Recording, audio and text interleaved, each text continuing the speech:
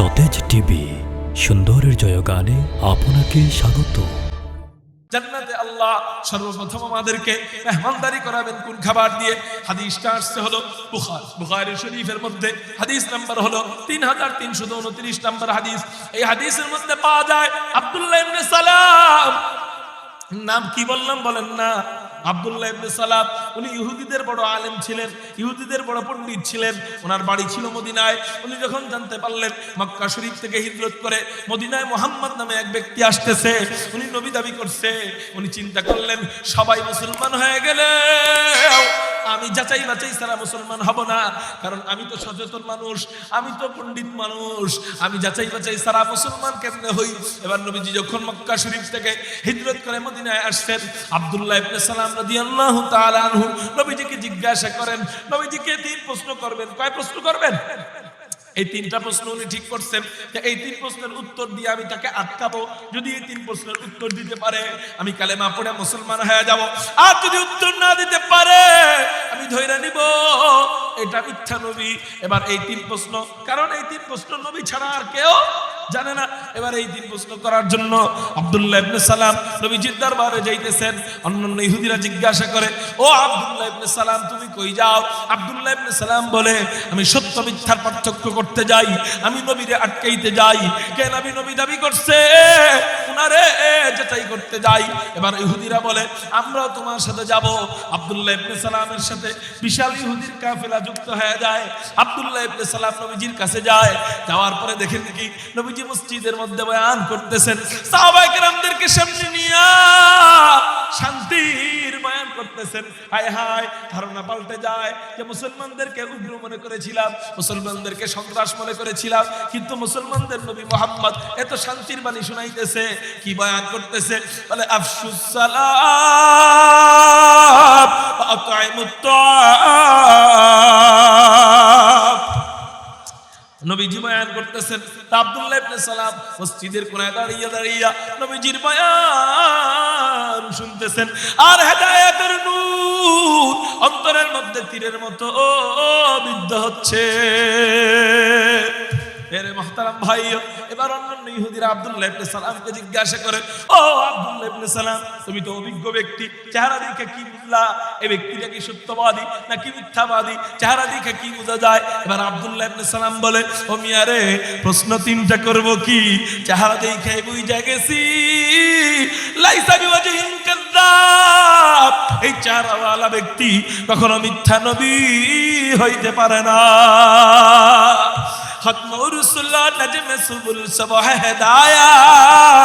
আমাদের নবী চেহারা দেখেই বুঝে যায় যে এটাই শ্রেষ্ঠ। আব্দুল্লাহ ইবনে সালাম বলে, লাইসা বিওয়াজহিন কাযাব, আমি চেহারা দেখে বুঝে গেছি এই চেহারাওয়ালা ব্যক্তি কখনো মিথ্যা নবী হইতে পারে না। এবার আব্দুল্লাহ ইবনে সালাম নবীজির বয়ান শেষ হয়, আব্দুল্লাহ ইবনে সালাম নবীজির কাছে যায়। যাওয়ার পরে বলে, হযরত আপনাকে আমি তিনটা প্রশ্ন করব, আপনি যদি উত্তর দিতে পারেন আমি কালেমা পড়ে মুসলমান হয়ে যাব, আর যদি উত্তর না দিতে পারেন আমি ধইরা নিব আপনি মিথ্যা নবী। এবার নবীজি বলেন, করো তিন প্রশ্ন। এবার প্রশ্ন করা হয়। এক নাম্বার প্রশ্ন হলো, বলো তো মুহাম্মদ কিয়ামতের পূর্বে সর্বপ্রথম বড় আলামত কোনটা? দুই নাম্বার প্রশ্ন হলো, বলো তো মুহাম্মদ জান্নাতীরা যখন জান্নাতে যাবে আল্লাহ পাক রব্বুল আলামিন জান্নাতীদেরকে সর্বপ্রথম কোন খাবার দিয়ে মেহমানদারি করাবেন? সুবহানাল্লাহ কইবেন না? তিন নাম্বার প্রশ্ন হলো, বলো তো মুহাম্মদ সন্তানের চেহারা কখনো বাবার মতো কেন হয়, আবার কখনো মায়ের মতো কেন হয়? এই তিনটা প্রশ্ন যখন করছে নবীজি প্রথমে কোনো কথা বলেন না, চুপ করে রইছেন। কারণ কি? কারণ কি?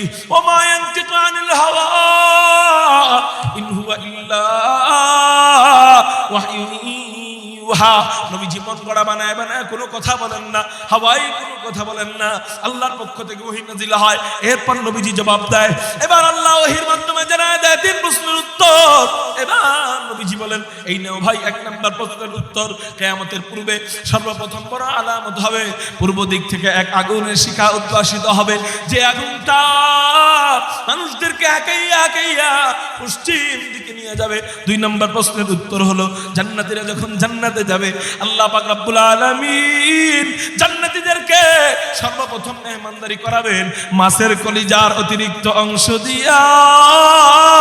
আল্লাহ জান্নাতীদেরকে মেহমানদারি করাবে। 3 নম্বর প্রশ্নের উত্তর হলো সন্তানের চেহারা কখনো বাবার মতো কেন হয়, আবার কখনো মায়ের মতো কেন হয়? বলে সন্তানের চেহারা বাবা মার মতো হওয়ার কারণ হলো বিবাহের পরে যে বৈধ পন্থায় বিবাহ হওয়ার পরে যে মিলন হয়, এই মিলন সংগঠিত হওয়ার পর আল্লাহ প্রদত্ত এক পানি স্বামী এবং স্ত্রীকে দেওয়া, এই পানিটা যদি স্বামীর থেকে আগে নির্গত হয় সন্তানের চেহারা দেখতে অনেকটা হয় বাবার মতো। এই পানিটা যদি বিবির থেকে আগে নির্গত হয় সন্তানের চেহারা দেখতে অনেকটা হয় মায়ের মতো। চিৎকার দিয়ে বলি সুবহানাল্লাহ। এবার আব্দুল্লাহ ইবনে সালাম বলে হযরত আমার আর বুঝতে বাকি নাই, আমার তাড়াতাড়ি কালিমা পড়ে মুসলমান বানায়া দেন। আশহাদু আল্লাহ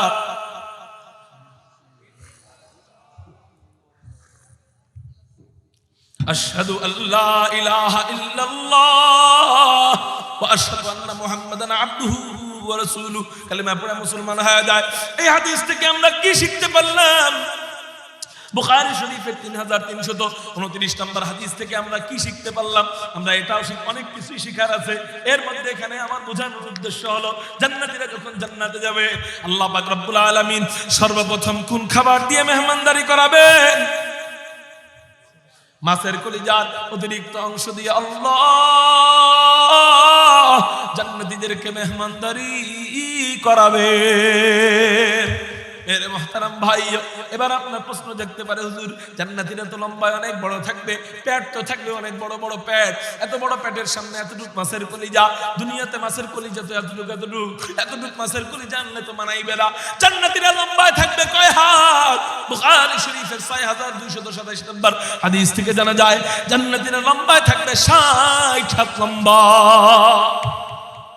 60 হাত লম্বা মানুষের পেট তো মোটামুটি এই স্টেজের 2 ডাবল বড় হইবে, ঠিক না? ঠিক।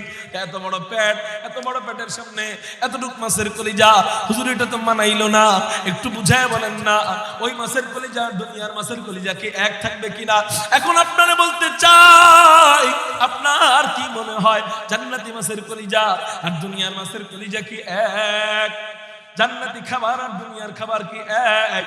জান্নাতি খাবার আর দুনিয়ার খাবার এক নয়। ও মেরে মুহতারাম ভাইও, এবার কি করেন আল্লাহ পাক রব্বুল আলামিন জান্নাতের মধ্যে কেমন আঙ্গুর ফল রাখছেন? বলে এক আঙ্গুরের থোড়া থেকে কিয়ামত পর্যন্ত মানুষ খাবে, তারপরে জান্নাতের মাত্র একটা আঙ্গুরের থোড়া শেষ হবে না। এবার ওয়াজ শুধু শোনার নাম না, বয়ান শুধু শোনার নাম না, আজকে বাড়িতে যাইয়া বালিশের সাথে মাথাটা ঠেকায় একটু চিন্তা করবেন যেই মালিকের জান্নাতের মধ্যে এক আঙ্গুরের থোড়াই যদি এত বড় হয় ওই জান্নাতটা না জানি কত বড়, ওই জান্নাতের অন্যান্য নাজ নেয়ামত না জানি কত সুন্দর। চিৎকার দিয়ে বলি সুবহানাল্লাহ। এখান থেকে আমরা কি বুঝলাম? জান্নাতি আঙ্গুর ফল আর দুনিয়ার আঙ্গুর ফল আকাশ পাতালও যদি পার্থক্য বলি সঠিক হবে না ভুল হবে? আন্দাজে বললেন না? আকাশ পাতালও যদি পার্থক্য বলি সঠিক হবে কি হবে? ভুল হবে। তাহলে এবার বুঝেন জান্নাতি আঙ্গুর ফল আর দুনিয়ার আঙ্গুরে যদি এই পার্থক্য হয়, এখান থেকে আমরা কি বুঝলাম? জান্নাতি খাবার আর দুনিয়ার খাবার এক। এখান থেকে আমরা এটাও বুঝলাম জান্নাতি মাছের কলিজা আর দুনিয়ার মাছের কলিজাও এক নয়। সুবহানাল্লাহ বলে। এবার আসেন, আপনি প্রশ্ন করতে পারেন হুজুর এত বড় বড় খাওয়ান আমি খাবো কেমনে? আমাকে তো খাওয়ার মতো এত শক্তি নেই, আমাকে ঢাকায় ভাষা আপনারা বুঝেননি। আচ্ছা আলহামদুলিল্লাহ, হুজুর এত বড় বড় খাবার খাওয়ার মতো তো আমাদের শক্তি নাই। আমাদের শক্তি কেমন খাওয়ার ক্ষেত্রে? ইফতারির আগে চিন্তা করি মা আজকে যা রাঁধছে সব খাবো, বিবি আজকে যা রাঁধছে সব খাবো, হ্যাঁ মেয়ে আজকে যা রাঁধছে সব খাবো। খাইতে বসি 40 পদের আইটেম, খাওয়া শুরু করি, এটা খাবো ওটা খাবো ওটা খাবো এটা খাবো। কিন্তু আমার শক্তি কেমন? 3টা খেজুর খাই, 1 গ্লাস পানি খাই, আমার বেটাগিরি শেষ, ঠিক না বেটি? আমি সব খাবো আজকে, 3 খেজুর 1 গ্লাস পানি, আমার বেটাগিরি শেষ। এই খাওয়ান নিয়ে আনি জান্নাতি খাওয়ান খাওয়া যাবে? হ্যাঁ, জান্নাতে পাখি একটা উড়ে যেতেছে, আপনি মনে মনে বলবেন আল্লাহ এই পাখিটা আমি খাইতে চাই, সাথে সাথে পাখিটা ভুনা হয়া আপনার মুখের সামনে তিনটা জিনিস এসে যাবে, পাখি প্লেট দস্তরখান, পাখি প্লেট দস্তরখান আপনার মুখের সামনে অটোমেটিক এসে যাবে। এবার পাখি খাওয়ার পরে হাড্ডি নিচে রাখবেন, হাড্ডি আবার পাখি হয়ে উড়াল দিবে। কালকে বাড়িতে যে সুবহানাল্লাহ ফের যদি আবার আল্লাহ আল্লাহ হয়ে যায়, শয়তানে কুমন্ত্রণা দেয় বেশি কইস না সুবহানাল্লাহ, যদি আবার আল্লাহ আল্লাহ হয়ে যাস, ঠিক না? ঠিক। এই জন্য একটু চিল্লায় বলি না সুবহানাল্লাহ। এবার পাখি খাওয়ার পরে রইবে প্লেট আর দস্তরখান। কি রইবে? প্লেট আর দস্তরখান। চিন্তা করবেন প্লেট দিয়ে আর কি করবো, সরায় রাখি, চাপাইতে নেবেন, দেখবেন কি প্লেট থেকেও খাবারের ঘ্রাণ আসতেছে। এবার আপনি চিন্তা করবেন প্লেট থেকে খাবারের ঘ্রাণ আসে, একটু কামড় দিয়ে দেখি তো, একটু কামড় দিবেন, দেখবেন এক প্লেটের এক এক কামড়ে 70 রকমের মজা। এবার আপনি প্লেট সহ খাবেন, খাইবেন, বাবা রে বাবা, দাদার নাম ডুবাইয়া খাইবেন, খালি খাওয়া খাইর খেলা জান্নাতে। হ্যাঁ, এবার প্লেট খাবেন, খাওয়ার পরে চিন্তা করবেন দস্তরখান দিয়ে আর কি করবো, এটা ফালাই দিই, দস্তরখান ফালাইতে দিবেন, আর দেখবেন কি দস্তরখানটা রুটির মতো তুলতুল করতেছে। আল্লাহকে বলবেন আল্লাহ এটা কি দস্তরখান নাকি রুটি? আল্লাহ পাক রব্বুল আলামিন বলবেন ও আমার বান্দারা রে, এটা তো কোনো দস্তরখান না, এটা আমি আল্লাহ তোদের জন্য রুটি বানাইছি। ও মাওলা রে, এত সুন্দর রুটি তুমি বানাইছো কি দিয়া? আল্লাহ পাক রব্বুল আলামিন বলবেন ও আমার জান্নাতি বান্দারা, তোরা যেই জমিনে বইসা বইসা আমার বয়ান শুনতি, যেই জমিনে বইসা বইসা আমার কুদরতি কদমে সিজদা দিতি, যেই জমিনে বইসা বইসা তেলাওয়াত করতি, যেই জমিনের মধ্যে আমার ইবাদত বন্দেগী করতি, ওই জমিনকে আমি আল্লাহ ফালায়া দেই নাই, ওই জমিনকে আমি আল্লাহ এত দামি বানাইছি, এত দামি বানাইছি। তোরা যখন জান্নাতে ঢুকছস, ওই জমিনটাকে আমি আল্লাহ খামিরা বানাইয়া, ওই জমিন দিয়া রুটি বানাইয়া আমি আল্লাহ তোদের সামনে পেশ করেছি। জমিন দিয়া রুটি বানাইলে মজা লাগবে? হ্যাঁ, আপনি জমিন নিয়া, মাটি কতগুলা নিয়া আপনার বউর কাছে দিয়ে গিন্নি রুটি বানায় দাও, আপনার বউ ঝাড়ু নিয়ে দৌড়ানি দিবার কইব তার কি সব গেছে নি, তার সিরার করে তার সিরা, ঠিক না ভাই? ঠিক। দুনিয়ার জমিনের এ দিয়ে রুটি বানাইলে মজা লাগবে না, কিন্তু জান্নাতে মজা কেন লাগবে?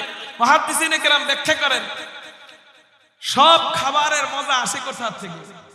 এই যে সামনে চা রাখা, মজাটা আসছে কোথা থেকে? জোরে বলেন, বলেন, জানে না মনে হয়? চায়ের মজা কোথা থেকে আসছে? পাতি কোন জায়গা থেকে হইছে? গাছ থেকে। গাছ আসছে কোথা থেকে? জমিন থেকে। আম খাই, আমের স্বাদ আসে কোথা থেকে?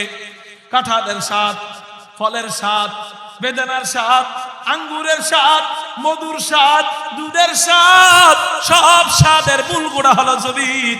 এবার আপনি একটু চিন্তা করেন, এক আম যদি এত মজা হয়, এক কাঁঠাল যদি এত মজা হয়, এক আপেল যদি এত মজা হয়, এক আনারস যদি এত মজা হয়, এক ডালিম যদি এত মজা হয়, এক আঙ্গুর যদি এত মজা হয়, এক মধু যদি এত মজা হয়, এক দুধ যদি এত মজা হয়, একটু কল্পনা করেন সব মজাকে যদি একত্রিত কইরা কিছু বানানো হয়, ওটা কেমন মজা হবে? বলে আল্লাহ পাক রব্বুল আলামিন আমাদেরকে জান্নাতে দিয়া জমিনটাকে আল্লাহ চিপড়াইবেন, ওখান থেকে সব মজা বের কইরা ওটা দিয়ে আল্লাহ রুটি বানাইয়া আমাদের সামনে পেশ করবেন। আমরা ওই রুটি খাবো, এক এক কামড়ে দুনিয়ার সব খাবারের চেয়ে বেশি মজা লাগতে থাকবে। ওই খাবার খাইতে চাইনি, ওই রুটি যদি খাইতে চাই, এই দুই ছোটের মাঝখান দিয়া হারাম মাল ঢুকানো যাবে? মোহতারাম ভাই, তো বলতেছিলাম হুজুর জান্নাতে এত খাবার আমরা খাবো কিভাবে? আমাদের তো শক্তি নাই খাওয়ানোর মতো। এখন আমি আপনাদেরকে হাদিস শোনাইতে চাই। হাদিসটা আসছে সহিহ আল জামে, একটা হাদিসের কিতাবের নাম, হাদিস নাম্বার হলো 1627 নম্বর হাদিস। নবীজি জানায় দেয় জান্নাতীরা যখন জান্নাতে যাবে, আল্লাহ পাক রব্বুল আলামিন প্রত্যেকটা জান্নাতীকে দুনিয়ার 100 শক্তিশালী পুরুষের শক্তি দিয়ে দিবে। এবার নবীজি বলেন 100 পুরুষের শক্তি নিয়া জান্নাতীরা খাবার খাবে, 100 পুরুষের শক্তি নিয়া জান্নাতীরা পান করবে, 100 পুরুষের শক্তি নিয়া জান্নাতীরা যার যার বিবিদের সাথে মিলন করবে।